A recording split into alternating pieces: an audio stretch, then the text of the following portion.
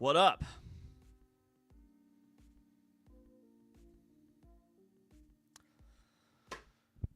Happy Thursday, everybody. Welcome to the start of the fantasy semifinals. Assuming you're in a normal league that ends after week 17. The penultimate for fantasy football starts tonight with a big one. Rams facing the Seahawks in Seattle. I'll give a quick overview on that game from a fantasy perspective. It's not all cut and dry. Sometimes it is. This time it's not. We'll go over the latest practice reports, injury updates that we have, and then taking you right up to the start of kickoff. Any fantasy-related questions that you guys have ahead of the fantasy semifinals. Congrats if you're still alive. Congrats if you won your playoff. You know, for the vast majority of us, if you're here, you probably won a playoff matchup last week. There may be other leagues with a smaller playoff bracket, and their playoffs start tonight. A 4-team playoff. I know there's plenty of leagues that still do that smaller playoff bracket. Most do 6 teams.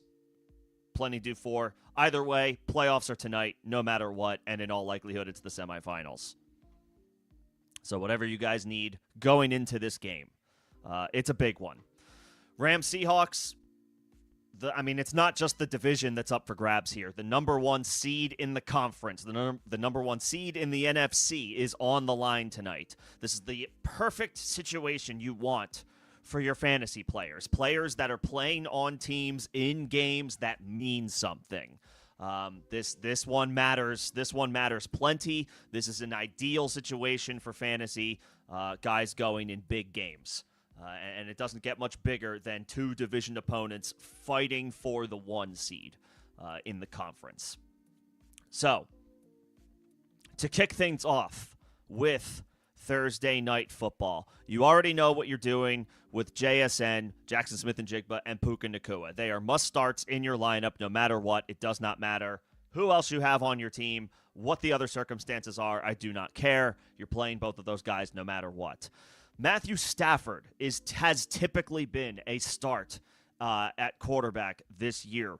It does not look like Davante Adams is going to go tonight. He is doubtful with the hamstring injury that he was nursing last week, and now has been missing practice time, re-aggravated, or looked like he at the very least tweaked that same injury in the Rams Week 15 game. Now on a short week, that turnaround is probably going to be too much. I don't think he's officially been ruled out yet, but Davante Adams very much not expected to play tonight, not expected to go. We already knew this.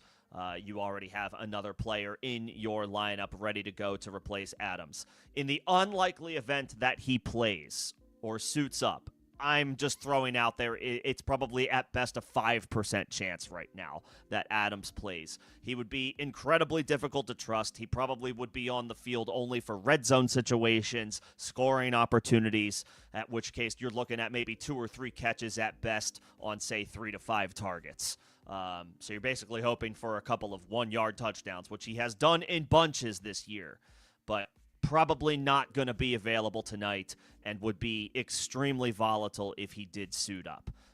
You are banking on the most extreme of good efficiency if Adams suits up. We'll find out definitively here probably in the next 20 to 35-ish minutes or so when inactives roll in for the game. Kyron Williams, Blake Corum, both startable as flex options in this game. The Seahawks have a good defense, but the Rams are going to be looking for different options wherever they can get them, and goal line work increases without Davante Adams in the lineup for the Rams, again, assuming he is out. So, all of those touchdowns this year when they, in years past, The Rams would constantly run the ball with Kyron at the 1-yard line. This year it's been Davante Adams. You would think that could swing back to the running backs tonight, assuming Adams doesn't go. So Corum, in addition to Kyron Williams, are both on the radar. I bring up Corum has played very well the past 3 weeks and is perfectly fine as a flex option. I say flex from a, let me quickly caveat. I say flex from the perspective of like his projection, not necessarily leave him in your flex. As always, as I try to continuously remind, just as a doing what's best for your lineup, if you do play these players, play them in their position spots, leave your flex spot open. Do not play Thursday night players in the flex unless your whole position group is going on a Thursday night that you intend to start for the entire week. Do not play Thursday night football players in the flex. Maximize your flexibility for Saturday games, Sunday and Monday night in the event that you intend to start other players playing later in the week from that position group. So if you do play Blake Corum, he projects as a flex. Don't leave him in the flex. Put him in a running back spot. But both of those Rams running backs are viable. And then finally at tight end, Colby Parkinson is on the streaming radar tonight. Without Davante Adams, Parkinson has been red hot. I think he has 6 touchdowns in his past 6 games. His target share has increased in those games, and expect it to go even higher if Adams doesn't go. Parkinson is firmly... you could probably project him as a top 8 tight end at the position this week. Whether that actually happens or not is another question, but the matchup is good. The situation is good against the Seahawks. Seahawks have a good defense, but they do give up fantasy points to the tight end on the year, so Parkinson is in a good spot. The only problem with that is, yes, we can expect his usage to be better than usual without Adams, but that could also mean that the likelihood of randomness goes up as well. Terrence Ferguson... they have a third tight end whose name I'm blanking on right now. It's not Tyler Higbee. He's injured, I believe. There's a third, Davis Allen, maybe. Terrence Ferguson, Davis Allen, I think is who it is. So, it could be Colby Parkinson, and he's on the run right now. And he would be the streaming candidate if we were to pick one Rams tight end for tonight. But it's certainly possible that other tight ends get involved as well, just if they go 13 personnel, the Rams, which they have frequently this year. On the Seahawks side, I already talked about JSN. You're starting him. Kenneth Walker and Zach Charbonnet are highly volatile flex plays. The Rams have a good run defense. The Seahawks don't run the ball well. Yes, they are at home, so both guys should be fine. But I don't love either one in this spot tonight. I'd rather play Kyron over Kenneth Walker, and I'd rather play Corum over Zach Charbonnet. I honestly might play Corum over Walker at this point, too. Maybe I don't go that high. Maybe I don't go that high. I certainly play Corum over, Zach Charbonnet.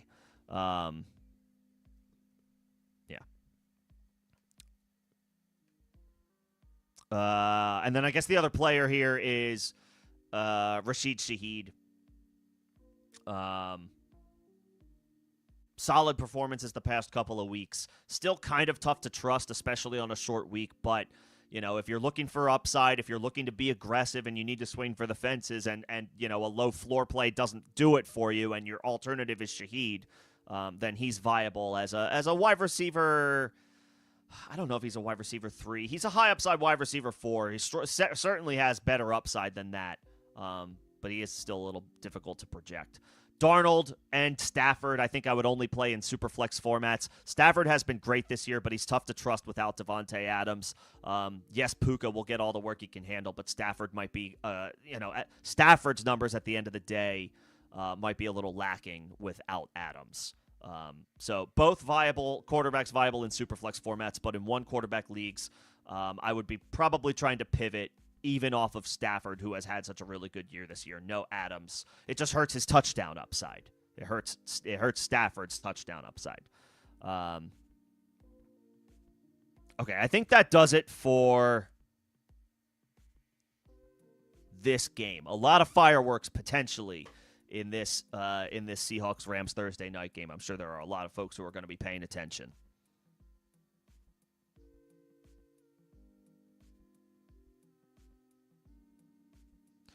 Okay, let's take a look at injury reports from today. I'll quickly go over each one, and then I can start taking your questions. Josh Jacobs not practicing for the third straight day today. He has not practiced all week. He talked earlier in the week about playing through injury, playing through pain in big games. I would expect Jacobs to be out there. He is clearly banged up. It's a tough situation, but it's Josh freaking Jacobs. If he's active, you start him, and you don't have to worry about Jacobs or somebody else because Jacobs plays on Saturday this week, not Sunday. So you'll have your options between Jacobs and other guys on your bench if Jacobs ultimately gets ruled out. But if he's in, you play him, and you don't think twice about it. Tet McMillan got a full practice in today. This was after he missed practice on yesterday. He's a wide receiver 3 with high upside, but also a low floor, just because Carolina they don't throw the ball a ton. So sometimes Tet delivers, but sometimes he doesn't. T. Higgins was initially said not participating in practice, but then later it says he was participating in practice, got a limited session in. He'll have to clear concussion protocol to play.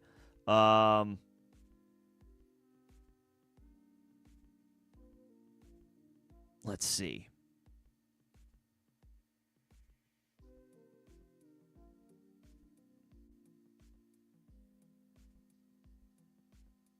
Yeah, we'll see about Higgins. Rashee Rice will not practice again on Thursday. Rashee Rice is not going to play this week. I'm just gonna throw that out there right now. Rice is not going to play this week. The Chiefs are out of it. They've been eliminated from playoff contention, and now as of yesterday, Wednesday, Rice is in concussion protocol. If he's dealing with concussion symptoms heading into a game, that means nothing for Kansas City. Mahomes is already out for the year. They cannot make the playoffs. They've already mathematically been eliminated. They are going to be cautious with Rashee Rice. They are not going to play him this week. If he has a concussion, he will be out. If you have Rashee Rice, it's a brutal development to the fantasy playoffs because he didn't put up a huge performance last week if you played, and whether you had a bye week or if you advanced with him, you're not going to have him this week. At the very least, it wouldn't be surprising if this becomes a shutdown situation and they just don't play him at all. Rashee Rice is not going to play this week, and I know it hasn't officially been ruled or confirmed yet. But you don't clear concussion protocol in a week's time on a good week. Most weeks, when Kansas City has nothing to play for, they're gonna be cautious and they'll rule him out. Plan not to have Rashee Rice this week if you have him.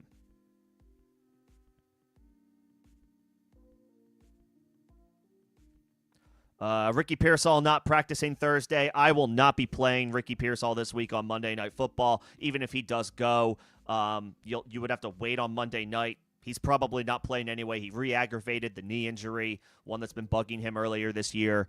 Do not plan to play Ricky Pearsall, and you can't afford to wait for him anyway on Monday night. Rome Odunze, Luther Burden, both out for Saturday, so DJ Moore is going to get all the work he can possibly handle. I think Colston Loveland is a great streaming option this week at tight end. I think he's a top 8 option for the week. And DeAndre Swift may catch a ton of dump-offs if he's able to go. I believe he's listed questionable, but I think he's expected to go despite that designation. And Cole Kmet is also listed questionable for the Bears. He said he'll play. So Caleb Williams is going to have to spread it around a little bit. That said, I do like Caleb this week against the Packers at home. Second straight home game for Chicago. I feel like it's a good spot for the Bears. Revenge game for them. They just lost to Green Bay a couple of weeks ago. Green Bay will be playing their second straight road game, and they won't have Micah Parsons, who is out for the season with a torn ACL. Even though there are injuries at the wide receiver position for Chicago, I do like Caleb Williams this week. Therefore, I like DJ Moore, and I like Colston Loveland.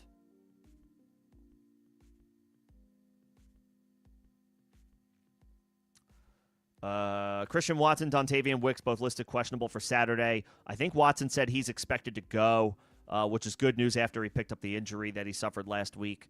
So we'll see. Jordan Love should have a decent complement of options at wide receiver available to him in that game against the Bears on Saturday. Saturday night. It's a big one. Cade Otton fully practices Thursday. Okay. Saquon Barkley's off the injury report for Philly, so you know what to do with him. You're firing him up. Dalton Kincaid does not practice on Thursday. If he can't play, it'll be Dawson Knox in a starter's role in a tough matchup against the Browns. He will be impossible to trust. Although he has been playing well recently, Dawson Knox. It's not a great matchup by the numbers. I'm not necessarily worried about Josh Allen. But who ends up being the beneficiary of Josh Allen being Josh Allen is always a crapshoot. So I don't know that I trust Knox just because in the event Kincaid can't play. This is a big one. Drake London limited in practice on Thursday, the second straight day. So London could be trending toward a return. I saw that Kyle Pitts was also added to the injury report with a limited designation with a knee injury.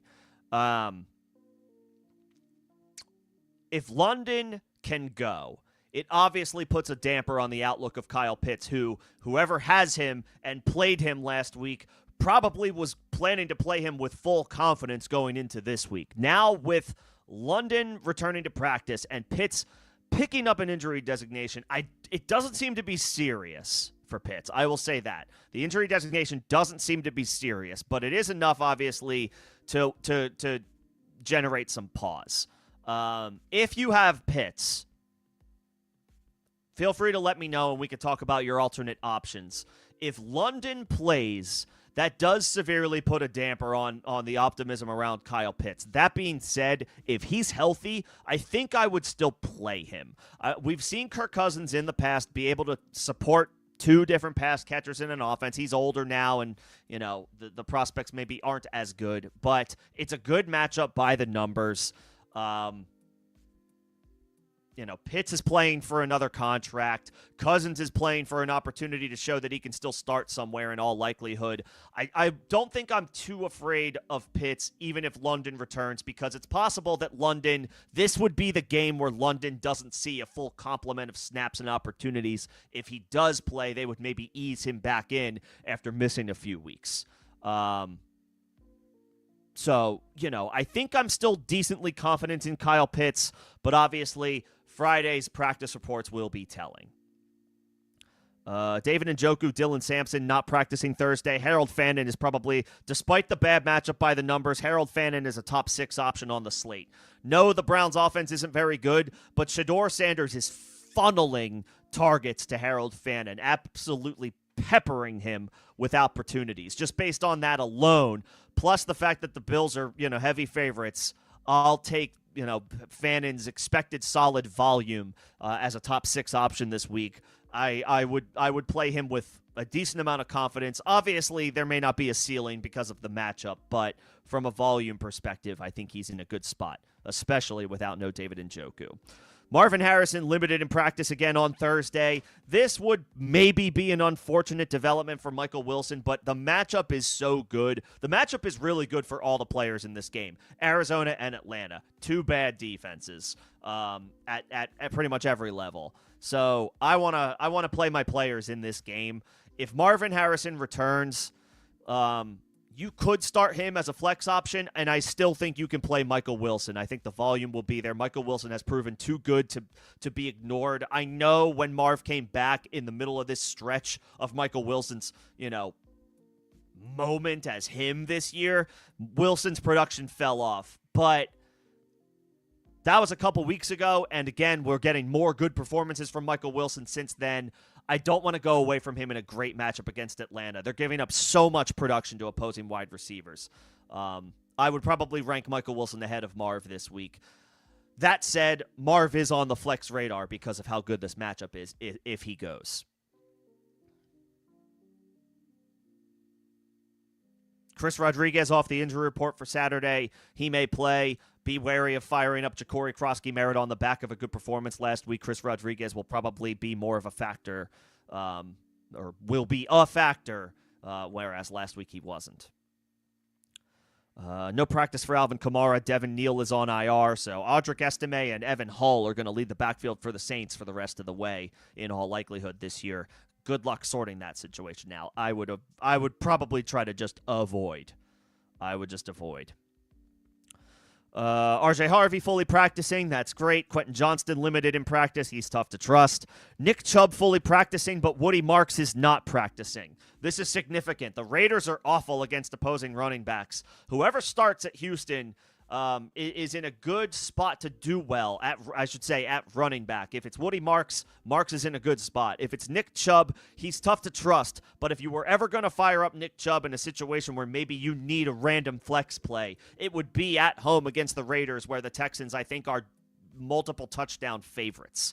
So whoever ends up getting the start for the Houston backfield is on the radar to play this week. That's how good the matchup is. But, of course, Woody not practicing back-to-back days is not super promising. Geno Smith is fully practicing. He'll make his return to the starting lineup. Ho-hum. And that's everything that I have so far. Okay. I covered the game that's going on tonight. Rams-Seahawks. I did that right off the top. Just went over injuries. Now can take your guys' questions. And yes, I'm in the holiday spirit. Happy holidays to everybody. Congrats again if you are in the semifinals. Big accomplishment. Let's move on. It starts tonight anyway. Let's plan to move on to championship week. What say you? Keep in mind, I know you all know this at this point, but I'm bringing this up for scheduling purposes. There are games this week on Saturday in addition to Sunday. Eagles-Commanders, 5 p.m. on Saturday, and then Bears-Packers, I think, at like 8 or 8:20 Saturday night. The Eagles game starts when I typically stream. So I will be streaming earlier on Saturday morning for start, sit, help, or maybe it's more early afternoon.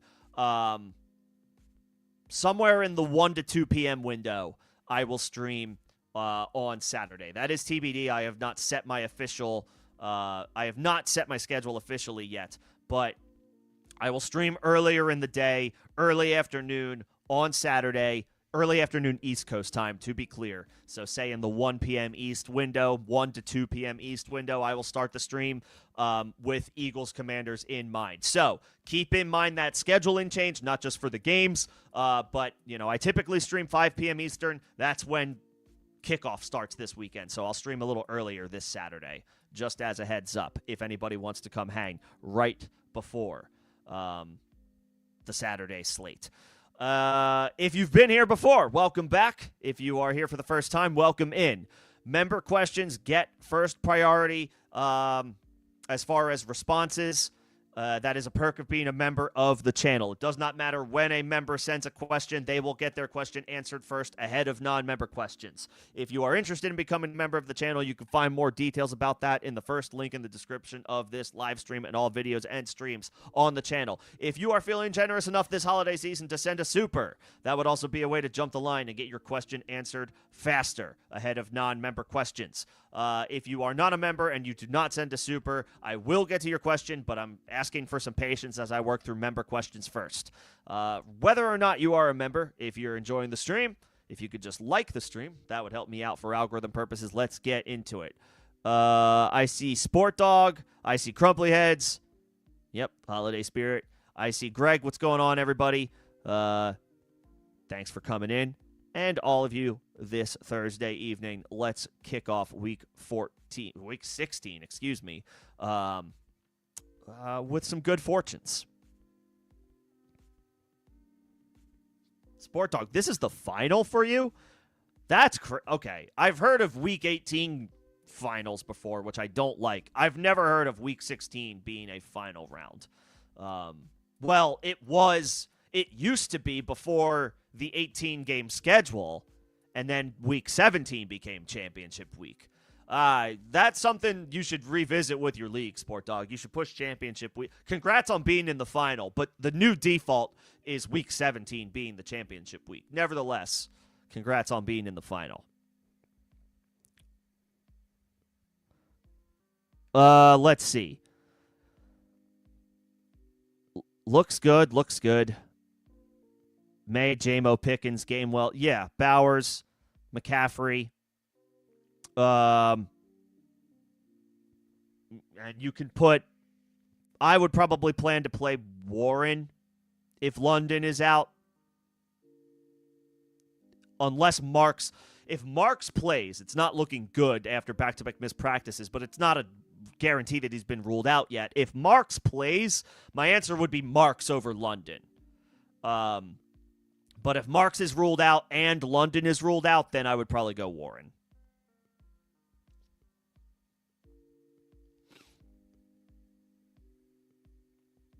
Let's see. Greg, you have... Okay, so this is a perfect example of what I'm talking about. Stafford has been great all year, but I'm pivoting off of him tonight because he doesn't have Devontae Adams. The touchdown upside is not going to be the same that it usually is. Yes, he's got Puka, who is awesome. He has his tight ends who have been solid, but Stafford himself loses some of his floor, or let's say some of his ceiling, without Devontae Adams.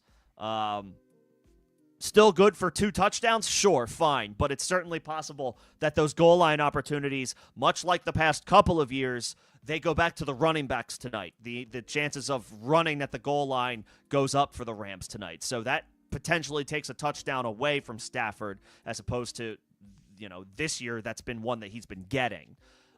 Jacoby Brissett has been a QB1 since he entered the lineup, since he entered the Cardinals starting lineup. He's been a QB1. This is a beautiful matchup against the Falcons. This is clear cut for me. Like, no question, without a doubt. I'm playing Jacoby Brissett over Matthew Stafford this week. No question. No question.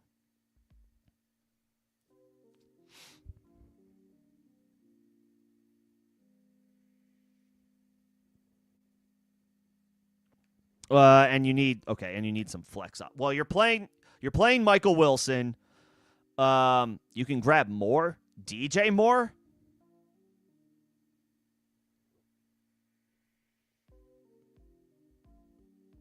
DJ Moore? That would be insane if he's available. Or am I thinking of a different Moore?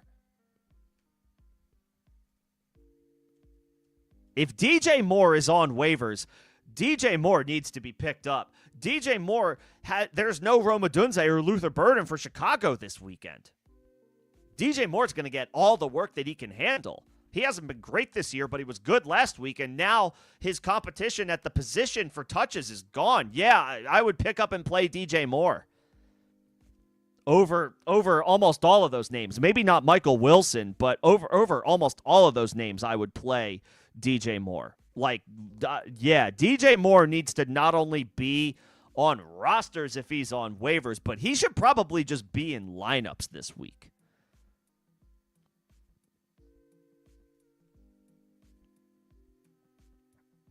Yeah, I would pick up DJ Moore.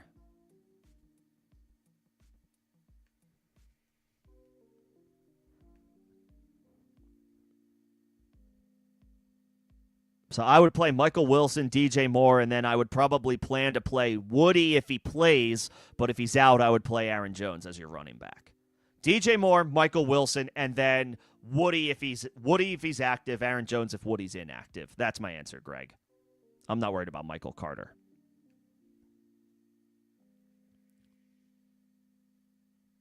I'm not worried about Audric Estime anymore. This channel did have a cool nickname for Audric Estime. First of his name, Slayer of Dragons. But he just hasn't turned out to be, I don't know if he's deserving of that nickname. He's kind of just been whatever. He's got his opportunity now, and that's all well and good. But, I can't in good faith, advocate for Audric Estime in most scenarios. I'm sure there's going to be some folks out there who are they're going through it and they may have to actually play a guy like that. But, it could be Evan Hull. It could be neither of them. Maybe Estime does okay. I don't know. I just don't trust anybody in that Saints backfield.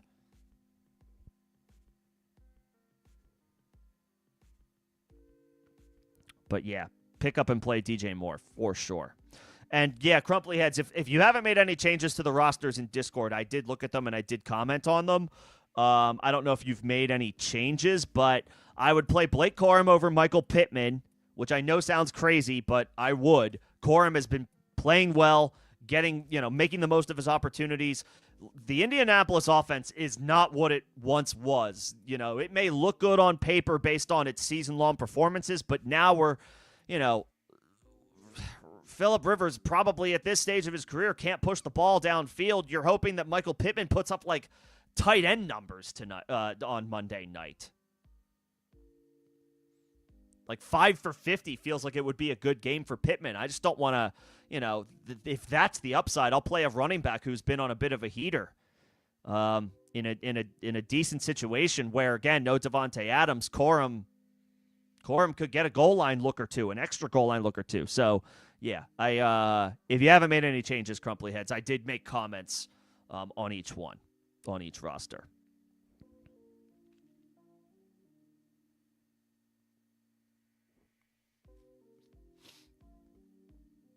And yeah, Sport Dog, I would say if London is in, play London. If London is out and Marks is in, plan to play Marks. And then if Marks is out, play Warren. That's what I would do. Okay. And yeah, and Crumply Heads, I agree. Like week 16, I don't like that at all as a championship week. So Sport Dog, like I would definitely talk to your league at the end of the year and be like, let's change this to week 17. Playoffs, obviously this fluctuates. We've got some people who play in shallow leagues. We've got some people who play in deeper leagues. Most people here play in 10 and 12 team leagues. That's the standard. That's the default. I prefer 12 teams. Some people do 10. Either way, generally speaking, playoffs start week 15 and end week 17. The first two teams get bye weeks. 3 plays 6, 4 plays 5 in week 15, and then, winner of one game plays the 1 seed, winner of the other game plays the 2 seed, week 16, and then the final week 17, the championship week 17. That's what you're going to see, what has become normal for most leagues. So I would certainly advocate for pushing championship week back to week 17. But don't go to week 18. Respectfully, honestly, disrespectfully, it's not you. It's the league. I hate any league that goes to week 18. That week 18 stinks. Jason on the Fantasy Footballers podcast brought up a good point today. It shouldn't even be an option for you to go to week 18. Like every format should just eliminate that as an option. Every format should just be week 17 is championship week. It's the penultimate week in the NFL season. It's the last real time you're not going to see players intentionally benched either because of, a 1 seed is locked up or they're out of the playoffs or they're playing an important game. Like it's the last true time where it's like you don't have to worry about that stuff as much.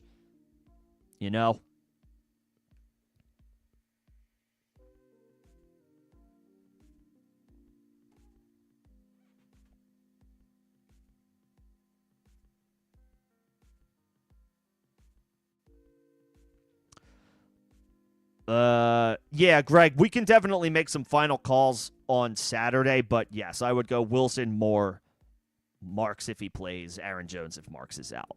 That's what I would do. I wouldn't play Gadsden. I know Gadsden is against the Cowboys, but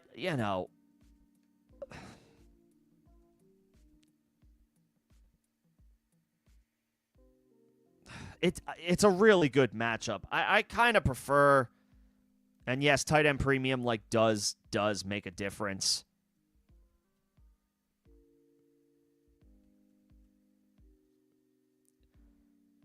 Tight end premium, I guess Gadsden is fine.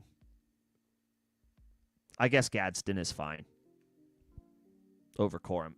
In tight end premium, that's fine. I would definitely play both over Pittman, that's for sure. Okay. Got all the member questions. Let me jump back up to the top. Are we concerned with the weather in Seattle? So the last I saw is that winds are in the 15 mile per hour range and it's raining. That is a little concerning with Myers. The problem is Myers, and maybe it's not a problem. Maybe that's not the right word. But just Myers has been so freaking good this year. Okay. So... And if I ever have anybody on site in the locations that I'm talking about, by all means, speak up and be like, yep, it's raining like crazy here, or the wind is nuts. I don't know where everybody is in this wide world of ours, and I'm not asking you to disclose that information, but if anybody's ever in the area of potential weather issues and we can get some boots on the ground updates, That's the type of hard hitting reporting that I need. I'm gonna start up a fantasy weather center at some point. I'm asking you for donations. Just kidding. So if the weather in Seattle isn't great, obviously it's less than ideal. For the kickers and even the passing game as well. That being said, JSN and Puka are still in your lineups. I don't care what the weather's like. I feel like Myers applies here. He's been such a stud. Almost to the point where, and it's not like he's not unfamiliar with Seattle's weather. He's been kicking there for, I think, some time. Jason Myers has been their kicker for a while. Winds are at 12 miles per hour. That's not bad. This is from weather.com. Right now, it's okay. Now it's creeping up to like 15 mile per hour winds. But it could go up to like, it doesn't look like it's going to crack 20 miles per hour. I think you have to play Jason Myers. If it was 20, 25 mile per hour winds, 30 mile per hour wind gusts, like really crazy stuff, okay, fine, bench Myers. But he's been so freaking good this year, I don't think you could pivot off of him.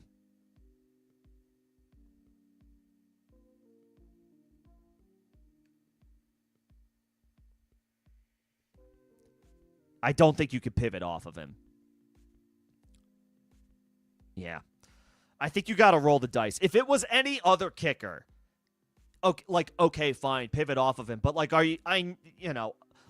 short of it being a tornado, are we taking Jason Myers out of our lineup? I have a hard time doing that.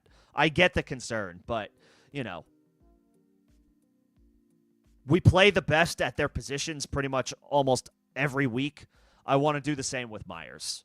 He's been the best kicker this year. For whatever it's worth, Jacoby Myers just signed a 3-year extension with the Jacksonville Jaguars. So congratulations to Jacoby Myers getting a contract extension with the team that traded for it. They clearly really wanted Jacoby Myers, and now he's a part of their short-term future. Just throwing that out there. So, no, I'm playing Jason Myers tonight. Start Corum or wait for Woody Marks news and decide Marks or Estime. Dang. Okay. That's the cutoff of like how far are you willing to go with some of these guys. I think I would wait on Marks. Because Estime, it was close, but Estime did lead the backfield last week over Evan Hall. I think the numbers were pretty close, but Estime did lead it. It is a solid matchup. It's against the Carolina Panthers, right? Saints. The Saints are playing the Jets. The Panthers get. I'm sorry, who are the Panthers? The Bucks. It's the Bucks. That's right. Oh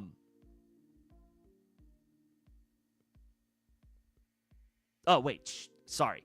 He is on the Saints. They're playing the Jets. So it's a good matchup. Estime on this. I got twisted for a second. I was like, what the hell team is Estime on again? I know he's on New Orleans. Okay, Saints get the Jets. That's right. Sorry about that. It's a good matchup. Marks is worth waiting on. I do like Corum tonight. I think he's a solid flex play. And the chances of a goal line touchdown are higher with no Davante Adams, again, assuming he's out. Has that been ruled yet? Has that been officially inactive? There it is, just now. Davante Adams inactive for Thursday. That is confirmed. No surprise there, but now it's officially official.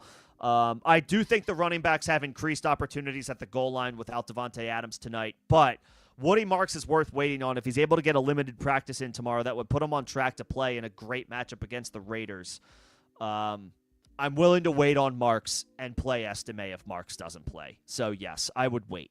I would wait. Just got a super from Andrew. Appreciate the support, Andrew. Thank you so much. Let me jump down here.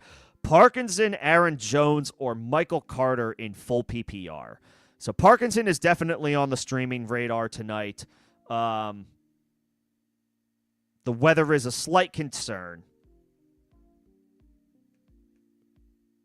And the unpredictability of the tight end position is also a concern. But without Davante Adams, His chances of scoring a touchdown have increased, and that's what we're looking for out of a streaming option at tight end. Aaron Jones gets a pretty good matchup against the New York Giants and will catch the football. And then Michael Carter, in theory, he should have it's a favorable spot against Atlanta. He should get plenty of opportunities. No Bam night. Amari DiMercato is back for them. How many opportunities did DiMercato get last week?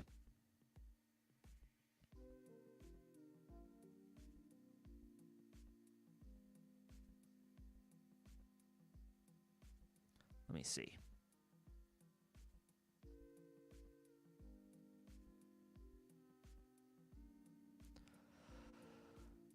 Carter, great matchup. 14 carries, 56 yards, 4 catches for 38 yards.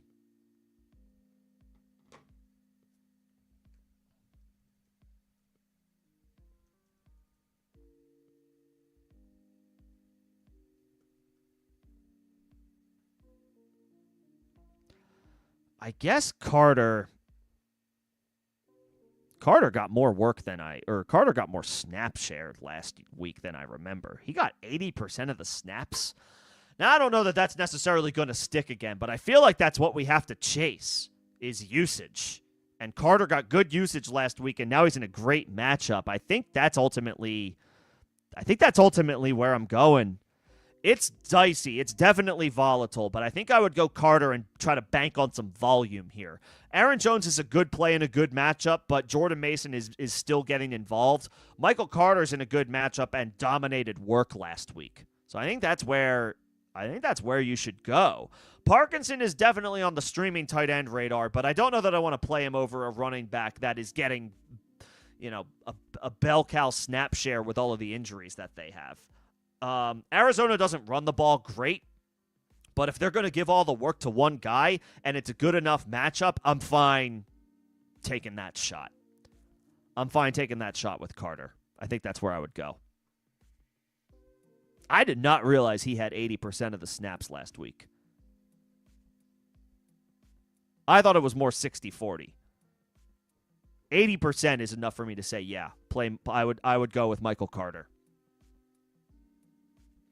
Appreciate the super, Andrew. Let me know if you need anything else with that question or anything else in general. What's going on, Manny? Good to see you. Devontae Smith, Michael Carter, or Estime? I think I'm giving you the same answer. I think I'm going to say Michael Carter. Devontae Smith is a damn good player, and he has a really good history against Washington. If this is full PPR, I think I'm okay with you going Devontae Smith if you want to fire up the receiver. He hasn't been great in recent weeks, though, so I get the concern. Like I said, Carter just got 80% of the opportunities.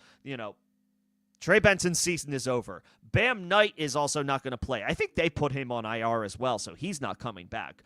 We're down to Michael Carter and Amari DiMercato, and Carter got 80% of the work after Bam got injured last week. I think we have to go back to the well with that, especially if it's half PPR or standard scoring. If it's full PPR and you want to take a swing on Devontae and you feel like you need some upside, that would be the other thing. If you think you need some upside, I would probably go Devontae Smith. But the safe play, the floor play, if you like your spot, if you like your situation that you're in, I would go Carter.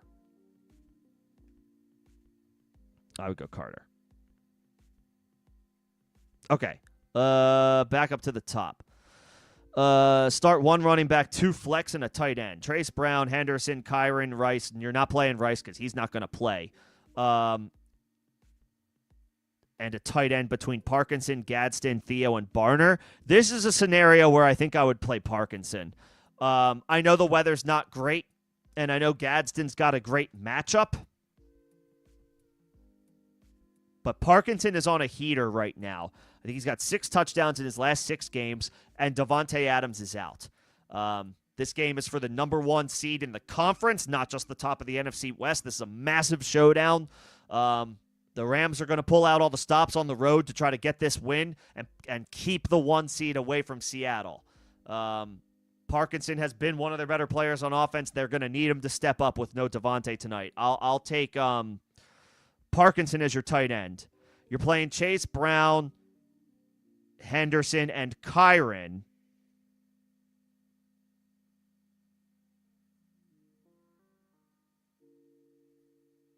as your 1 running back and 2 flex. Is that right? Do I want to play those guys over Terry? Maybe I don't want to play Kyren over Terry. If it's half PPR, I guess I could take a wide receiver and put him in there. Okay. Actually, Terry will... Never mind. Terry will see Quinyon Mitchell. That's not ideal. Chase Brown, Henderson, Kyren, Parkinson, I think is my answer here. Rice is not going to play. He's in... I'm almost sure of Rice not going to play in concussion protocol with the Chiefs out of it. I do like Terry, but I think I prefer the running backs. Is it? I'll just... Evan, what's going on? Just... It doesn't look like you're a member anymore, but just giving you the shout-out because you have been. But I'm sorry I didn't notice this until now.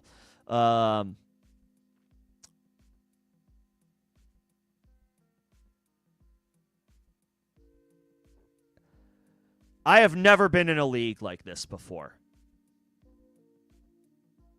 where you have to be able to spend a minimum of 1 fab buck to acquire a player, and now you can't pick somebody up for the semifinals. That's crap. That's bullshit. Like, that's bullshit. There's no way that you shouldn't have the right to make a $0 claim on somebody.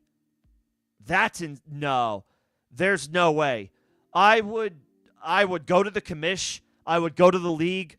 There's nothing you could do about it now because you can't change rules mid-season or in the season, especially during the playoffs. But that is crazy. That's insane to me. No, that's a rule change that needs to happen, and if the league turns it down or the commissioner turns it down, I would probably leave that league. Like, yes, I get the importance of fab. And if that's the case, if it's like, no, we need to keep it that way, then increase the budget for the rest of the season so that you have a little bit more to spend a week over week. There's no way you could tell me, okay, you have 100 fab for the course of the season, and when it runs out, you can't make any more pickups? No, I disagree with that. I disagree with that. Because it still favors people who hold fab down the line to be able to outbid people who don't have that much fab left. So, like, you still benefit if you are hoarding fab and use it down the line, use it later in the season. But to not be able to pick up anybody, no, I disagree with that.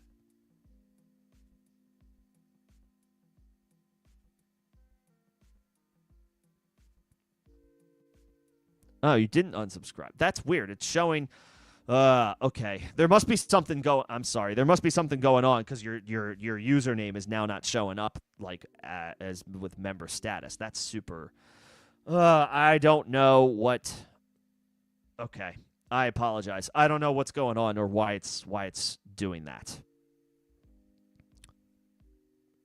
And if there are other questions, I don't see them.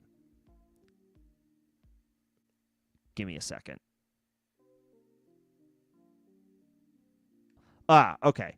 All right, let me get to... All right, I apologize, Evan. It looks like your name looks like a non-member, and I'm not sure why that's the case. But I'll pick these up now. My apologies. I'm not sure what's going on. There must be something up with there must be something up with memberships. As far as defenses, I like the Saints this week. Oh yeah, that works. That's better. That's okay. Now I see that it looks like okay. Maybe you have 2 different accounts. Yep. Now I see it. There you go. Thank you for making that switch, and sorry for the confusion. Give me the Saints if you're hopefully you're picking this up now. That's weird. I don't know what happened. I didn't do anything different on my end. I'm the only thing I did was stop. I'm not streaming on Twitch today, but you guys are going through YouTube, so that shouldn't have had any impact. I don't know what happened.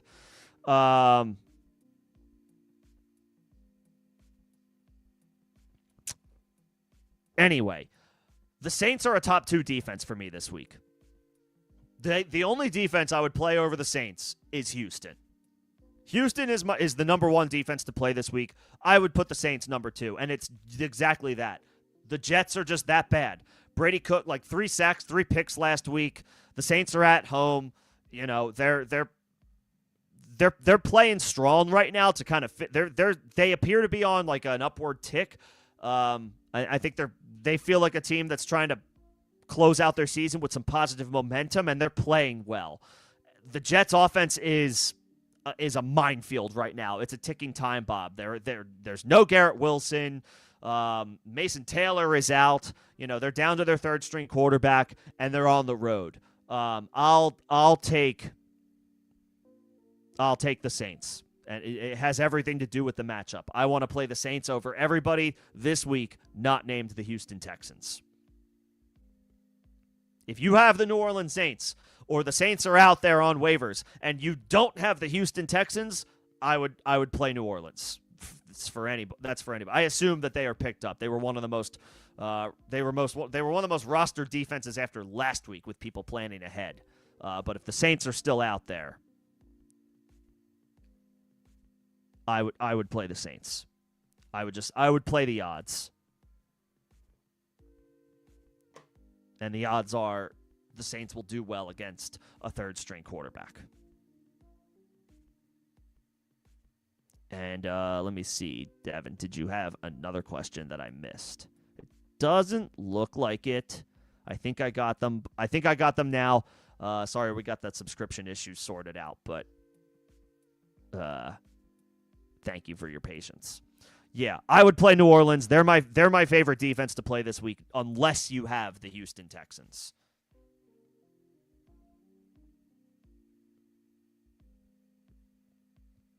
Okay. Repost.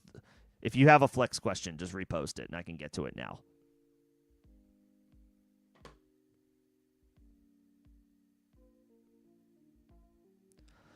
Egbuka, Brian Thomas, or Estime. Brian Thomas is that's a tough matchup against Denver. He's probably going to see Surtain. I know Jacoby Myers, Surtain is a boundary outside wide receiver. He's probably going to be on Brian Thomas, not Jacoby Myers. So I don't know that I want to play him. And Egbuka, Egbuka's been quiet. And a lot of it has been Baker Mayfield, but the fact of the matter is the numbers haven't been there. They were okay last week against Atlanta, but Mike Evans is back. Cade Otton is fully practicing. Chris Godwin is playing. That could be good for Egbuka from the perspective of now defenses can't key on him, but that also just now means there's more mouths to feed, and Evans is still that team's wide receiver one until further notice, at least when healthy. I can't believe I'm doing this, but I might say Estime. Brian Thomas has not had a good season, and he's going to see Patrick Surtain in all likelihood. I don't like that matchup. Estime at least gets the Jets. That is a good matchup. I want to play players against the Jets. I guess I would say Estime. Those wide receivers are really volatile. Brian Thomas has been wildly up and down this year, mostly down, and Egbuka has been pretty quiet recently. So I'll take the floor of the running back. I'll take Estime. I think his floor is decent.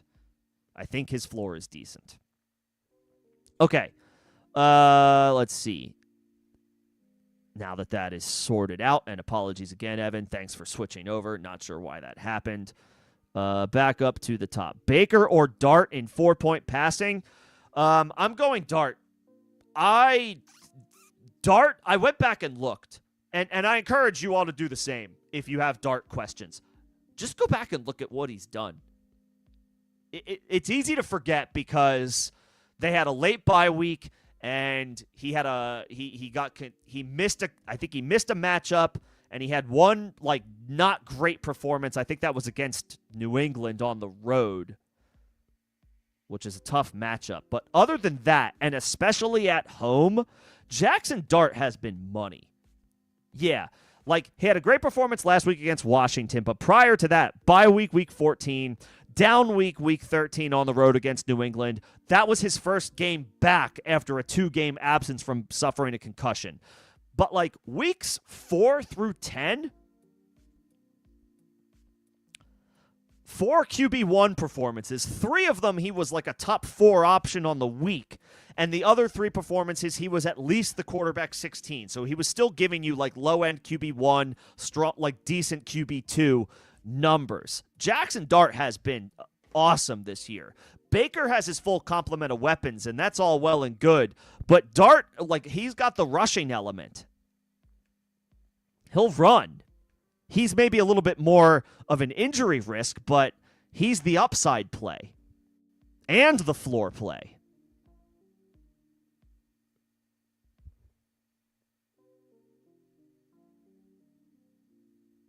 I'm going Dart over Mayfield. Going Dart over Mayfield. I'm going Dart over a lot of players.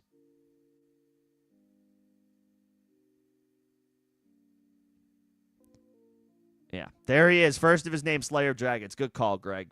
We finally found a spot where I felt like it made sense to play Estime. Actually, I think there were a couple so far. He's not dead yet.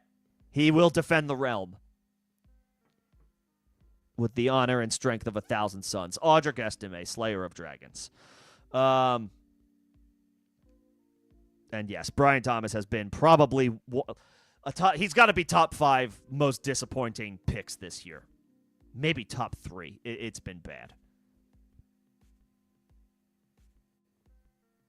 It's been bad. Let me see. Dak, Dart, Jacoby. This is where I think I would go Jacoby Brissett. All 3 of these guys are good options. But Jacoby has been, like, he's set the bar. He's been a QB1. Like, Dart has been awesome, but he hasn't been a QB1 in every single start. Jacoby Brissett has. Jacoby Brissett has been a QB1 in every start that he has made this year. And he gets a beautiful matchup against the Atlanta Falcons. Send it. Jacoby Brissett. He gets Marvin Harrison back. That might not be great for Michael Wilson, but it's not bad for Jacoby Brissett. Just another weapon to throw the ball to. Jacoby is a top 3 play this week. It's Josh Allen. It's probably Drake May, Jalen Hurts, Jacoby Brissett, and then Jackson Dart.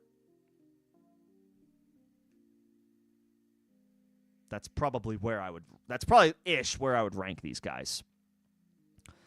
How am I feeling about Josh Jacobs? You have to play him. You do not have Jacobs. You were considering dropping Debo for Emmanuel Wilson.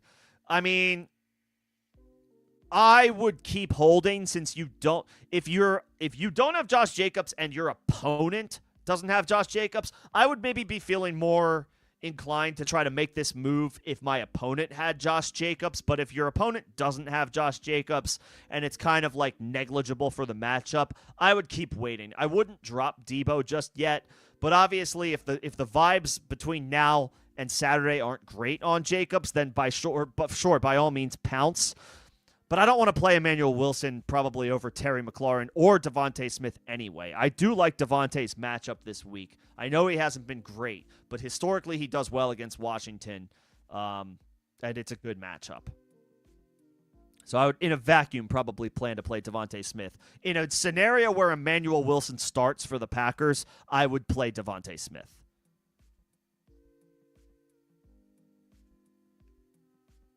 Yeah, we're starting Brissett over Stafford. We're starting Brissett over a lot of people.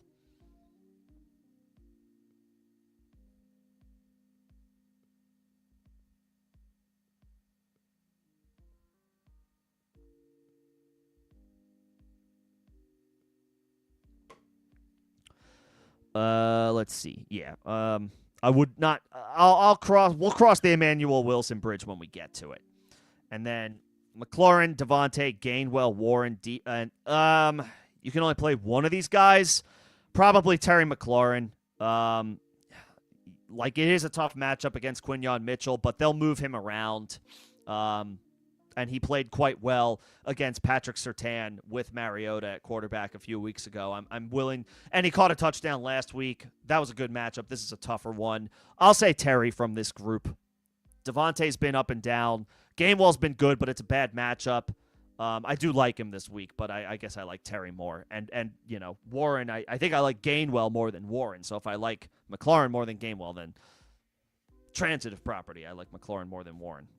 And I certainly am playing Terry. I'm always playing a number 1 over a number 2. So I'm never going to play Deebo Samuel over Terry McLaurin. Terry. I got Evan's question. I'm playing the Saints over every defense not named the Houston Texans. Tyler Warren or Colby Parkinson? Yeah, this is where we're at with Tyler Warren, and I'll tell you what. I'm going Colby Parkinson. Warren should be fine, but the ceiling is gone. This offense is a shell of itself. Phillip Rivers is, he's a 44-year-old who's going to struggle to move the football down the field. That could be good for Warren's volume, but his ceiling is capped.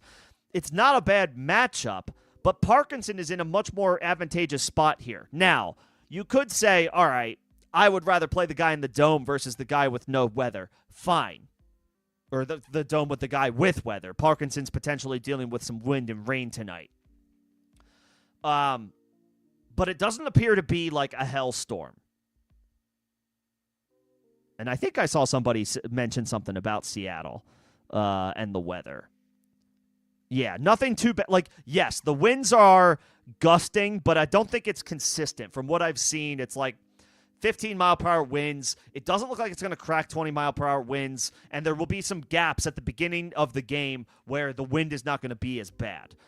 So there will be times and opportunities for Parkinson to capitalize without Devontae Adams. I think I go Colby over Warren.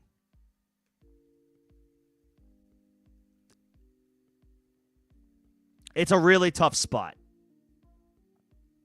Warren is definitely the better player, but it's a less than ideal situation.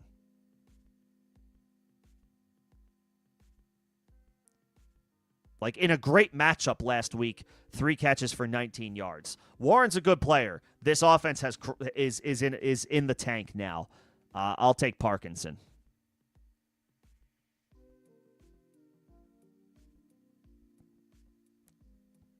Parkinson did start in Seattle. That's a great call out. So yeah, this isn't new to him, Excellent call out.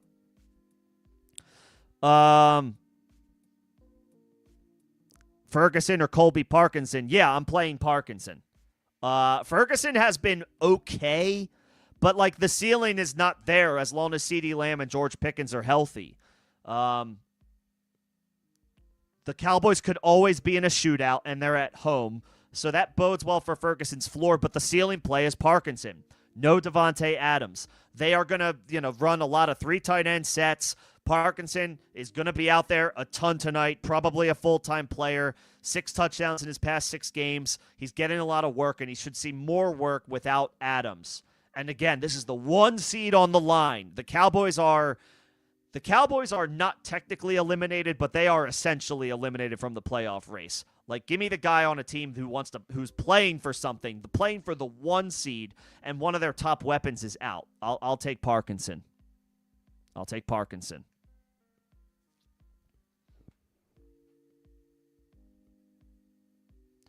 And then Eagles defense or Chiefs defense, I'll take the defense it's good and it's playing for something. I'll take Philly.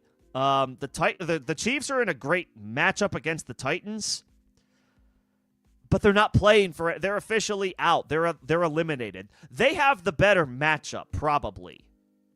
But the Eagles are playing for something. They can clinch the NFC East. I prefer, at this time of year, when there's so much volatility and we bank everything on getting these calls right to move on, I want to put my chips more often than not with teams that are playing for something. The Eagles are playing for something this weekend. The Chiefs are not. I'll take the Eagles against Marcus Mariota. And I know they don't have Jalen Carter, but they still have good pieces. It's a favorable matchup. Do I like DJ Moore better than Tet or Higgins?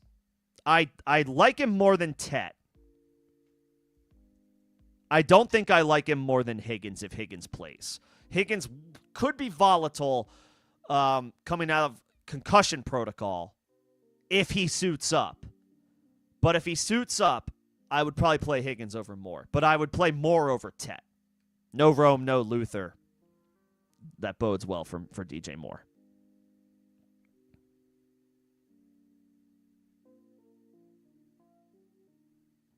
Moving on down, got the member questions. Oh, I'm sorry. There was a kicker question up here. Myers or Fairbairn? This would be an okay spot for me to pivot off of Myers to Fairbairn because Fairbairn has been money this year. There are only a couple of kickers that I would move off of Jason Myers, and honestly, in most scenarios, I wouldn't move off of him. But if you have Fairbairn in the Dome against the Raiders, that's fine to pivot off of Myers too. If it's Myers or anybody other than Brandon Aubrey or Fairbairn, the answer is Jason Myers. But if you have Brandon Aubrey, you can play Brandon Aubrey. If you have Kaimi Fairbairn, you can play Kaimi Fairbairn. I would pivot to those two, and that would be it. That would be it.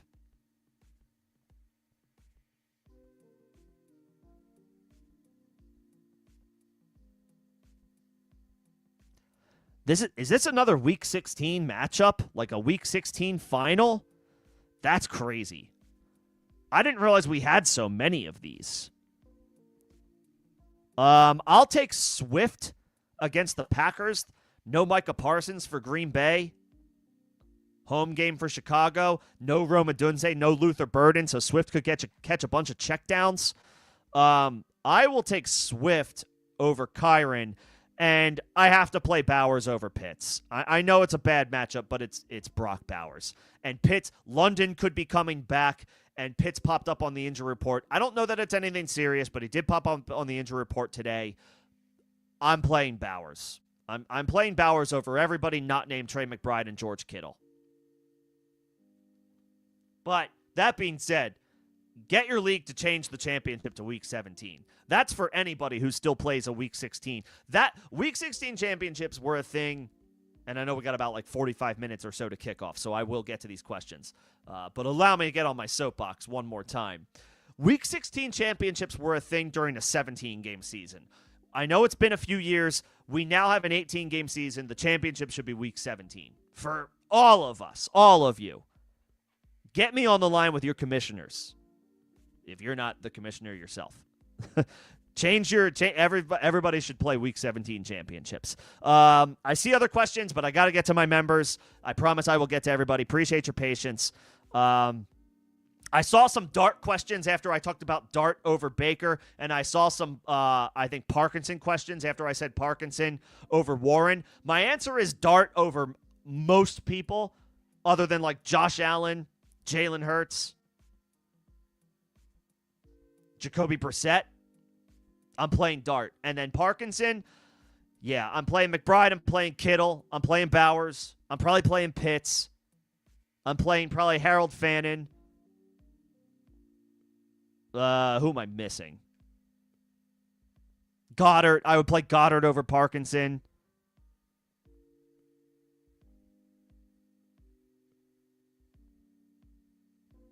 And that's maybe it. That's maybe it. I might play Parkinson over Kelsey. Actually, that's not true. Rashee Rice is going to be in concussion protocol. But Kelsey's not playing for anything. And no Mahomes. I would play Parkinson over Kelsey. Okay, let me get to Evan's question, which I've had highlighted here for a minute. Pick 3, Metcalf, the Cardinals wide receivers, Cortland Sutton, Jaden Reed. Sutton against Jacksonville is super enticing at home. I think I would go with Sutton. It's a good matchup on paper. Metcalf gets the Lions. It's actually a pretty good matchup by the numbers. And then you got Michael Wilson, Marvin Harrison, Jaden Reed. Reed has made his return to the Packers lineup, but Christian Watson could be suiting up. Dontavian Wicks could be suiting up. Michael Wilson's been on such a heater. I think I'd go Sutton, Metcalf, Michael Wilson, Evan. Sutton in a great matchup against Jacksonville. Metcalf in a good matchup against Detroit, and they're going to have to throw the ball against that Lions offense. And I will ride the wave. I will ride the hot streak of Michael Wilson, even if Marv comes back. It's a good enough matchup for both of them to do well. I'm playing Michael Wilson. He got a touchdown last week against Houston. He's been on such a heater. You know, it could be playing with fire, starting him over Marv. But I think there's enough opportunity for both of them to do well in a great matchup against the Falcons. Sutton, Metcalf, and I'm riding the hot hand of Michael Wilson. That's where I'm going. Rojo, what's going on? I didn't see this one initially, but thanks for popping in. What is Mahomes' dynasty value right now? I'll give a quick thought on this one. I don't want to lose sight of the start-sit questions that may pertain to tonight's game, but Rojo's a long time day one, and he's a member, so I got to give that Mahomes question some thought. I mean, I don't know how much I want to give up for him at the moment.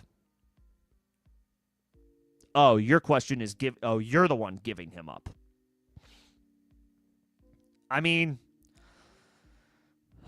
he's going to be, look, his value, somebody's going to, if you were trying to sell him right now, someone's going to not want to pay top dollar in all likelihood because he's hurt. And this is a Chiefs offense that is very much in transition with a lot of unknown right now. For all we know, Travis Kelce could retire. And even if Travis Kelce does come back next year, he's no longer the week in, week out stud that he used to be. He has lost a step. He's not as valuable a piece as he used to be. Rashee Rice is a stud. But at wideout, otherwise, they're kind of thin. Xavier Worthy has not lived up to expectations on the whole. Their run game is not great. Like, they need a really good player that can stretch the field. And right now, they don't really have that. Rashee Rice is an elite playmaker, but he's more of an elite playmaker at the short and intermediate level. He can go deep. He can do it deep, but it's not something that he consistently does, like, with the best in the league. You know what I'm saying? He's a great receiver. I think he's a top 6 or 7 or 8 receiver in the NFL. But he's a guy that is kind of like a dynamic do-it-all and is more of an intermediate threat. The Chiefs need a guy that can successfully win down the field. And right now, Mahomes doesn't have that. So on top of the injury,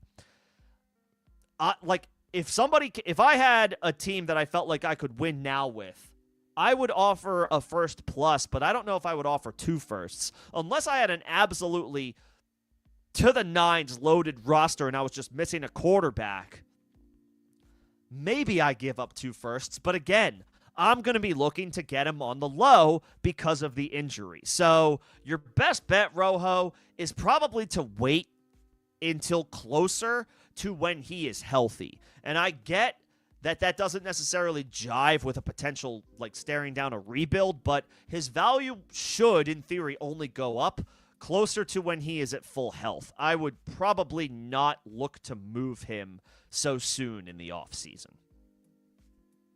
But if you can get 2 firsts, then and the rest of your roster's going nowhere, then sure, fine. But I'm going to need 2 firsts, and honestly, I might need a play or 2. We're talking about Patrick freaking Mahomes here. Don't sell low, just because he's a little bit older now and because of this injury. If all goes well, Mahomes still has another 10 years in this league playing at a high level.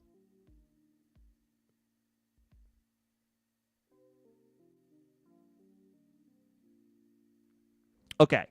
Let me get back up to where I left off. May or Burrow?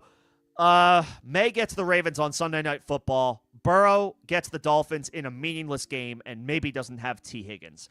If T. Higgins suits up, I may have no choice but to play Joe Burrow. But honestly, I have less excitement and enthusiasm for Joe Burrow in this circumstance. I don't doubt that Joe Burrow can go out there and put up 300 yards and 3 touchdowns, especially in a good matchup. But if he doesn't have T. Higgins and he's playing in a game with nothing to play for versus May in a primetime game who is playing for something, Patriots are looking to stay at the top of the AFC and the top of the AFC East. I might go May. I think I go May. And he's way more of a threat to run than Burrow is. There's an argument for Burrow if T. Higgins plays. But honestly, I might just go May, even if he does. May is playing for something Burrow isn't. And May's been incredible. And, we know Burrow has the track record. May has been incredible this year. He's been incredible this year.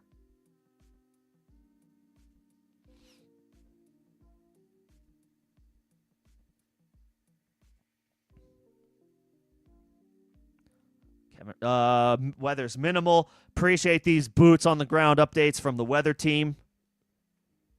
I'm taking donations for whoever wants to be on the weather team. All you have to do is live near where football games are played and give us updates if there is inclement weather.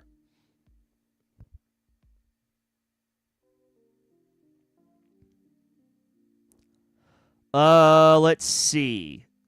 Theo, what's going on? Put CD in the flex. That's smart.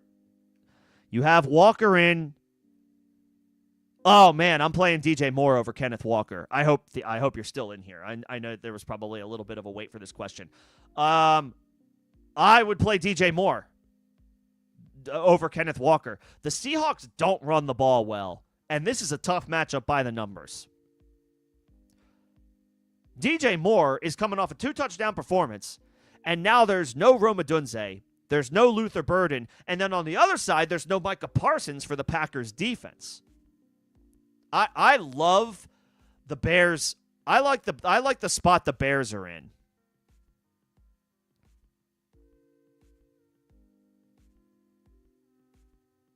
I like the spot the Bears are in, and DJ Moore should get all the work that he can handle. I would swap out Kenneth Walker for DJ Moore. That's 100% what I'm doing. And if CD doesn't play, even though I think he'll be fine, then I guess I would say Keenan Allen just because he's playing the Cowboys and just take a shot on the best matchup wide receiver can have in 2025. CD missed yesterday's practice with an illness. It wasn't an injury. Do we have any update on that?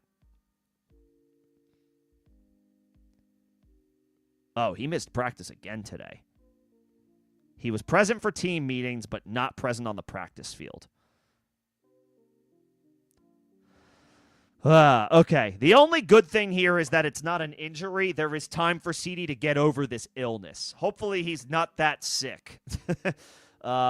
Just drink your fluids, CD. Drink your fluids. Drink your emergency. Get a lot of rest.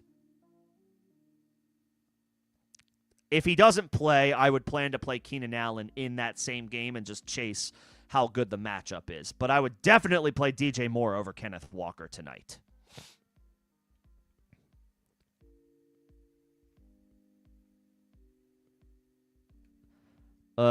Which three of Dowdle, Michael Carter, Wandale, Estime, Harvey, Breece Hall? There's some good options here. I would say some of these options are too good for in all due respect to Audric Estime. I would rule him out here. I like all of these options better than him. Harvey against Jacksonville at home, I think I would take that. If it's full PPR, I would play Wandale. If it is standard scoring or half PPR, I would play the running backs. I would play Dowdle, Michael Carter, and Harvey. Am I really benching Breece Hall?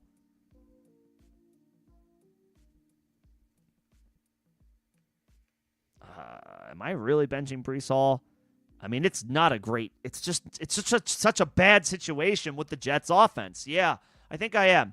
If it's full PPR, play Wandale, Harvey, and Dowdle.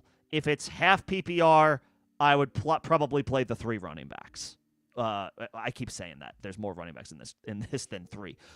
Harvey, Dowdle, Michael Carter in standard scoring and half PPR. Harvey, Dowdle, and Wandale if it's full PPR.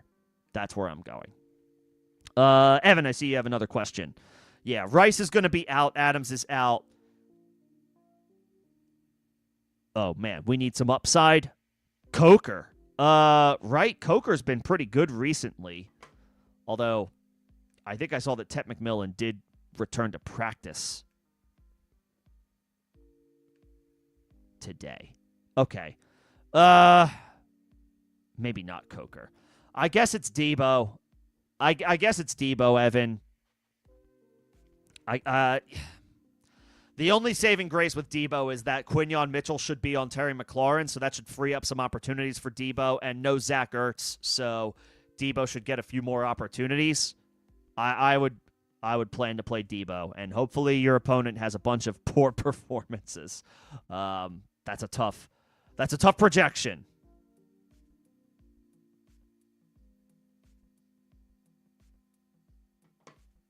That's a tough projection, but that's why we play the games. You never know what could happen. Okay, I got through all this stretch of member questions. This is where we're at.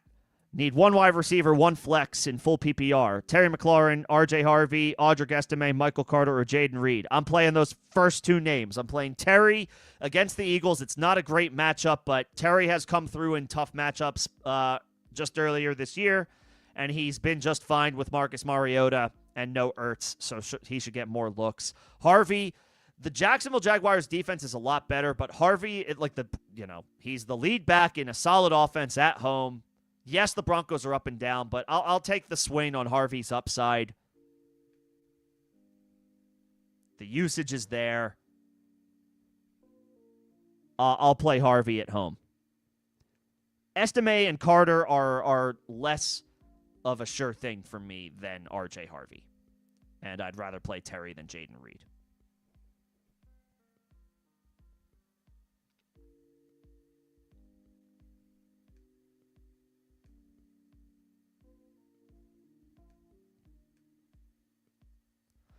Okay, yeah, I know a couple of folks were getting questions. They were bringing in questions about Dart after I talked about Dart. Dart or Bo Nix, Dart or Stafford. I see both of these questions back to back. The answer for both is Dart. Bo Nix has been up and down this year. Dart has been money for the most part this year, and he's been money at home. I don't care that it is by the numbers a tough matchup against Minnesota. Dart has been money at home,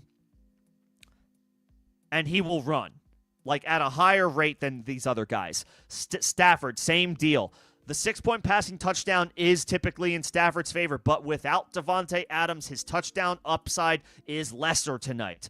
Stafford is more along the lines of a low-end QB1 than the slam dunk option that he has been all this year. And honestly, he may even be more in the QB2 range without Davante Adams. I want Dart over Bo Nix. I want Dart over Stafford. I want Dart over most options this week. He's been money at home. He's been money in general. And he's a rookie playing, he's playing to prove it. He's proving that he belongs. He's going to play at a high level. Dart is a scenario as a rookie where the Giants being eliminated from playoff contention does not matter. Dart is playing, positive momentum going into next year, getting experience, valuable experience as a first-year player. That stuff doesn't matter for Dart. I'm playing Dart.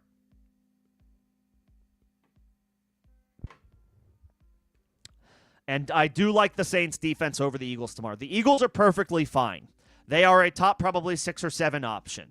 The Saints are my favorite play on the slate as far as defenses go, other than the Houston Texans. They are playing the New York Jets, and that's all that it comes down to. The Jets' offense is bad. I'm playing the Saints.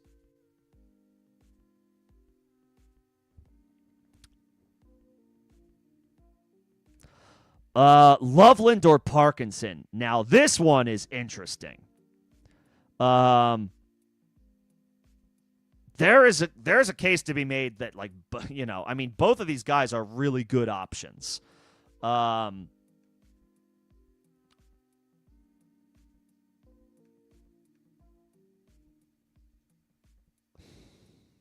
They're both really good options.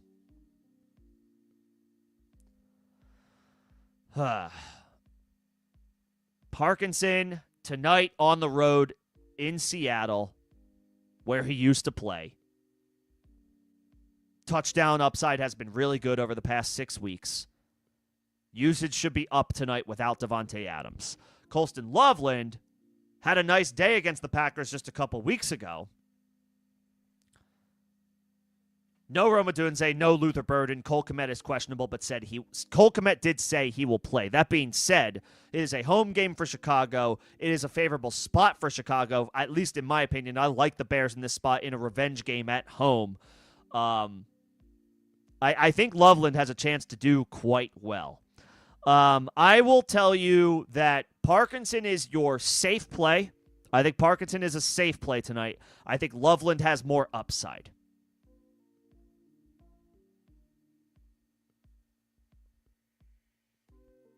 I think both are good options. I think Parkinson is the floor if you feel good about your matchup. If you feel like you can, if you can play Parkinson and kind of take what a potential floor is, and I think it's a high floor, then Parkinson. But if you think you need to be aggressive and you need to swing for the fences, I actually think that might be Loveland. But Loveland's floor might be lower. But his floor should also be fine, with no Rome and no Burden. I will say Parkinson is floor, and if you think you need upside, if you think you need to be aggressive, then I think that play is Loveland. So it kind of depends on what you need. I think both are perfectly viable streaming options.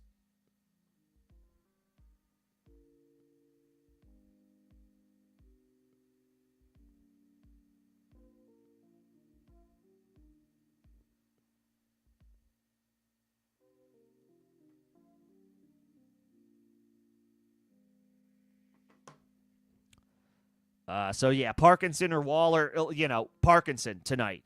Waller should be fine, but going from Tua to Quinn Ewers, it hurts his projection. He's more of a tight end like 12 to 15 range as opposed to like the tight end 5 or 6. If Tua was playing, I would be confident in Waller as a top 5 tight end against Cincinnati. Quinn Ewers is a 7th-round rookie making his first career start. Yeah, he might lean on Waller, but I just don't want to bank on that if I don't have to. Parkinson, against the Seahawks tonight, good matchup. No Devontae Adams. I prefer Parkinson to Waller. I officially prefer a lot of tight ends to Waller. With the quarterback change from Tua to Quinn Ewers, I prefer a lot of tight ends to Darren Waller.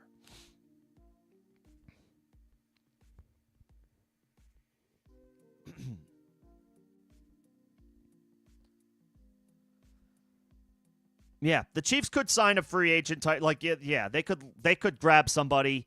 I mean, what they really need is a field-stretching wide receiver. An Isaiah Likely would help. But, yeah, I agree. If you have Patrick Mahomes in Dynasty and you're thinking about selling if you feel like the rest of your team is not currently in a position to compete, I would be holding. I wouldn't look to move off of him because there's a good chance that he doesn't even start the regular season. He might, but he might not be ready. And keep in mind, he didn't just tear his ACL, he tore his LCL as well. So it could be a slightly longer recovery for Mahomes. I would almost certainly hold into the regular season because even if he is ready week 1, there's going to be a lot of rust for him to knock off, and he may not look like Patrick Mahomes right away. I would definitely be patient and take my time and let his value get back up. And even then, you could then decide at that point, you know what, screw it. I'm just going to keep him through the rebuild because I believe he's still got a long career ahead of him, So I would definitely wait before I sold Mahomes in Dynasty. Hell, to that point, maybe go try to buy him. If you don't have Mahomes in Dynasty and you're looking at okay, what quarterbacks could see myself going after this offseason, maybe go after Patrick Mahomes and see if you could buy low on him. I love these conversations because then it makes me realize, wait, I'm on, if I'm saying hang on to him, then you might as well be aggressive. Not aggressive, but you might as well kick the tires in situations where you don't have him and go see if you can get him. The more you know. Okay. Herbert or Brissett? This one's tough. Flip a coin. Herbert's in a great the best matchup you could ask for against the Dallas Cowboys, and I think I heard that is Quinnen Williams in concussion protocol?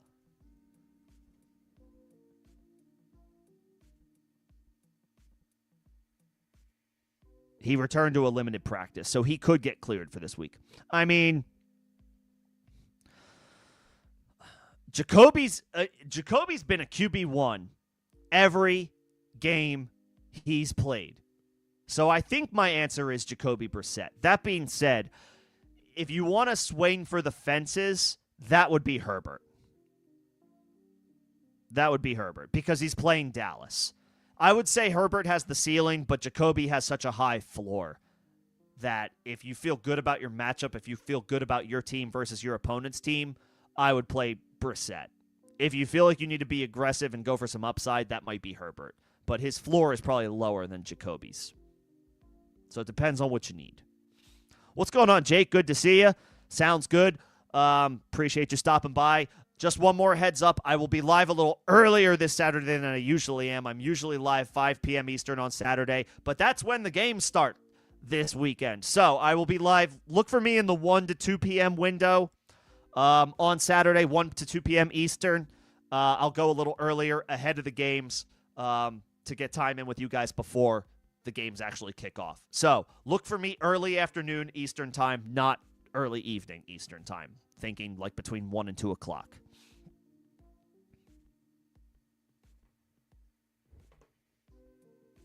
Loveland or yeah. So I just got that same question.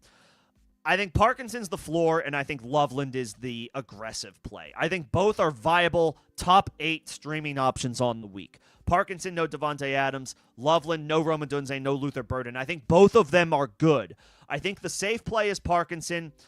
I think the ceiling play is Colston Loveland. So it depends on how you feel like you match up against your opponent and what you think you need. If you think you can play it safe, if you're thinking to yourself, my team is dominant, or it's good. On paper, I'm the favorite. I like my chances. I like my players better than my opponent's players. Like, objectively, I feel good about my team. I feel good about my chances. I would play Parkinson. If you can objectively look at your matchup and you tell yourself, my opponent maybe on paper looks like they have a better team, I need to swing for the fences in areas that I can. I need to shoot for upside. I think that's Loveland.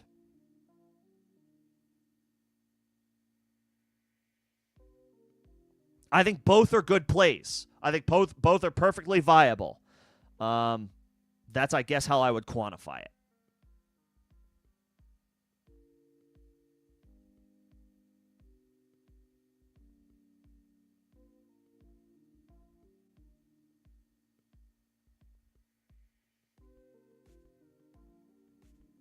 Yep. That was the same. Got it. Okay. Nope, that's all good. Always feel free to repost questions if you don't. Yeah, if I get to it and you don't hear it or miss it, that's totally fine. I think we're at the end of the chat. I think I got all questions. I'm certainly happy to hang on for a bit longer before kickoff if there is anything else. If everybody's all good for this game, again, start-sit questions can be brought on Saturday. 1 p.m. Eastern, thereabouts, 1 to 1:30, 1:30 to 2, somewhere in that time frame, I will go live.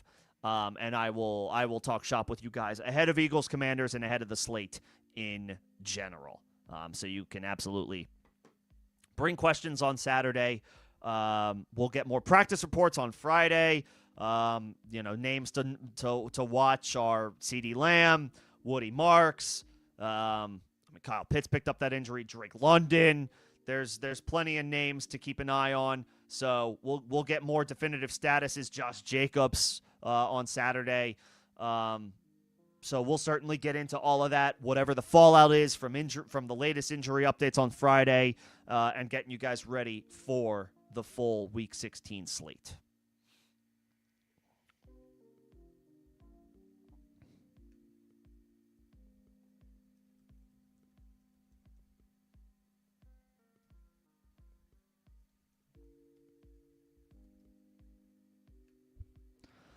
Let's see. Waddle, Marv, or Corum. And again, there is currently no wait to ask questions.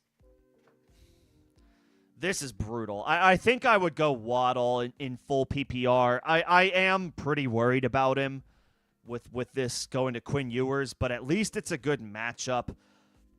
I'm not expecting much from Ewers, but hopefully he's able to pepper Waddle with at least 7 or 8 targets. Waddle has been good this year, and he's been good at home. I would imagine they find a way to force feed the ball to Waddle, give him as many chances as possible, because they want to set up Ewers to have as much success as they possibly can. So they should probably throw to their best player. I would say Waddle. Marv is on the injury report. It's a good matchup. If Marv plays and you want to pivot to Marv, I'm okay with that just because of the switch to Quinn Ewers. I like Blake Corum tonight, but I think Waddle is worth playing in full PPR over him just from a volume perspective. And if you want to pivot to Marv, you can if you wait on Waddle. I think that's what I would do.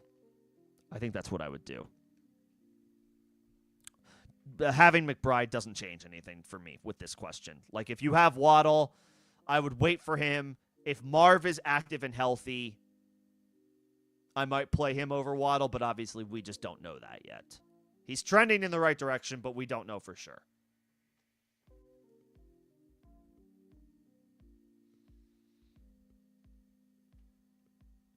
Let's see if there's any other injury updates. There are none.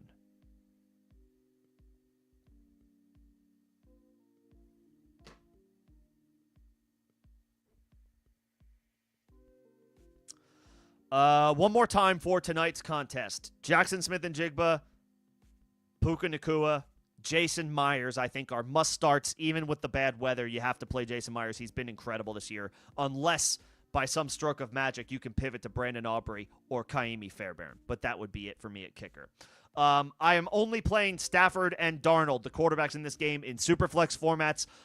Stafford's been amazing this year, but with no Devontae Adams, I want to pivot off of him.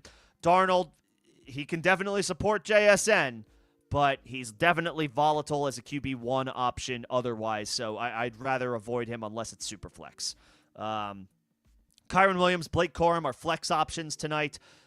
Their chances to score both went up without Devontae Adams. The goal line opportunities, instead of them being 1 to 5 yard passes to Adams, should now go swing back to the running backs. So Kyron and Corum has some flex appeal tonight. And Colby Parkinson is on the streaming radar as a top 7 or 8 option this week. The weather makes him a little concerning, but ultimately, with no Devontae Adams, he's one of the more enticing options at tight end if you don't have a clear-cut, obvious option to turn to.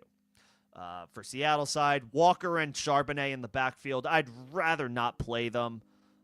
It's not a good matchup, and they don't run the ball well. Rashid Shaheed he's got some wide receiver 3 appeal, but he is still somewhat volatile. He's still pretty new to the team. He's only been with the team for a month. His usage has gone up over the past couple weeks. That's great, and I do love Shaheed. He is a baller. It's just a little bit of a volatile spot, given all of the circumstances. And then A.J. Barner, yeah.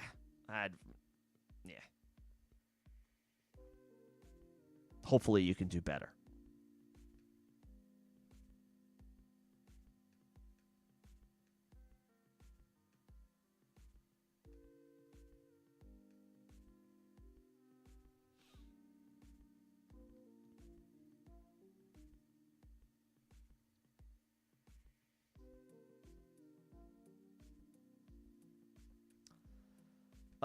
Jake, yeah, I'm going Myers over McLaughlin. Jason Myers has been so good this year. And I'll tell you what. Let me check the weather one more time. Just in case, we all know weather can change on a dime out of nowhere. Right now, I'm still seeing, okay, it does say 16 mile per hour winds. I think you have to play him. At 7 p.m., the wind goes up to 17 miles an hour. But okay, it's gonna be a little windy this game.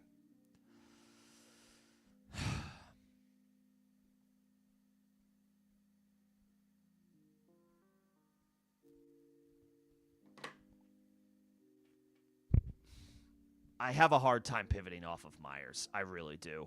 And if you're worried about the weather, I get it.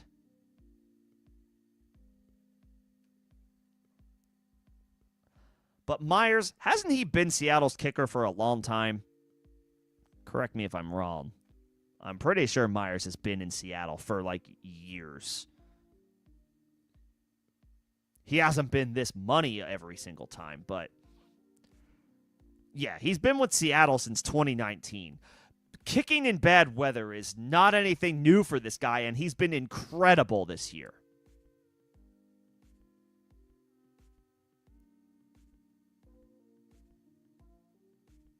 I'm not switching off of him. I'm not. Yeah, if you have Jason Myers, I'm playing him. I'm not pivoting off of him. I would play him. I know it sucks, but he's been so good. He's been so good. I think I just have to. I just gotta believe. I gotta ride the wave.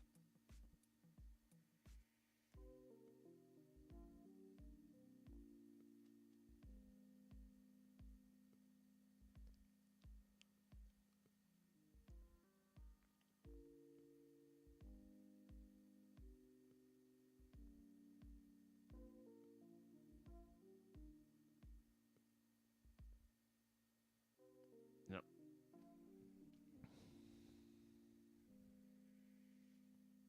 Okay.